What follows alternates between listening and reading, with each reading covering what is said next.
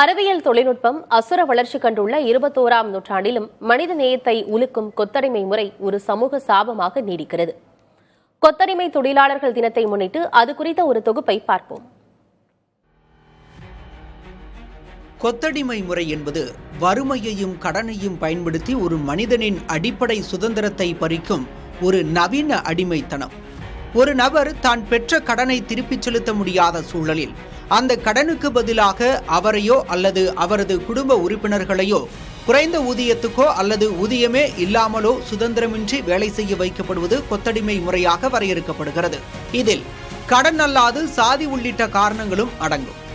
சர்வதேச அடிமை முறை குறியீட்டின்படி உலகில் 167 நாடுகளில் 5 கோடி மக்கள் கொத்தடிமை தொழிலாளர்களாக சிக்கியுள்ளனர். இந்த பட்டியலில் 1,10 லட்சம் பேருடன் இந்தியா முதலிடம் வகிக்கிறது.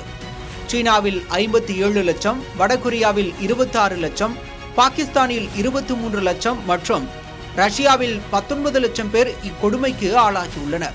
இந்தியாவில் வறுமையை பயன்படுத்தி செங்கல் சூளைகள், விவசாய பண்ணைகள் மற்றும் ஆடை உற்பத்தி துறைகளில் மக்கள் கொத்தடிமைகளாக்கப்படுகின்றனர். கொத்தடிமை முறையை தடுக்க இந்தியாவில் 1976ஆம் ஆண்டு கொத்தடிமை தொழிலாளர் முறை ஒழிப்புச் சட்டம் கொண்டு வரப்பட்டது. இச்சட்டப்படி கொத்தடிமைகளை வைத்திருப்பது ஜாமீனில் வெளிவர முடியாத குற்றமாகும். இதற்கு 3 ஆண்டுகள் வரை சிறை தண்டனை மற்றும் அபராதம் விதிக்கப்படும்.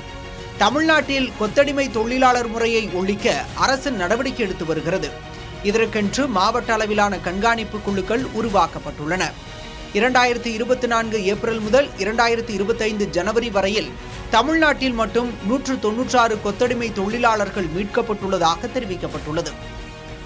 அரசின் மீட்பு நடவடிக்கைகளும் கடுமையான சட்டங்களும் ஒருபுறம் இருந்தாலும் சமூகத்தில் வேரூன்றியுள்ள வறுமையே இக்கொடுமைக்கு வித்தாக அமைகிறது. வறுமையை ஒழித்து கல்வியையும் வாழ்வாதாரத்தையும் மேம்படுத்தி இந்த நவீன கால அடிமைத்தனத்திற்கு முற்றுப்புள்ளி வைக்க வேண்டும்.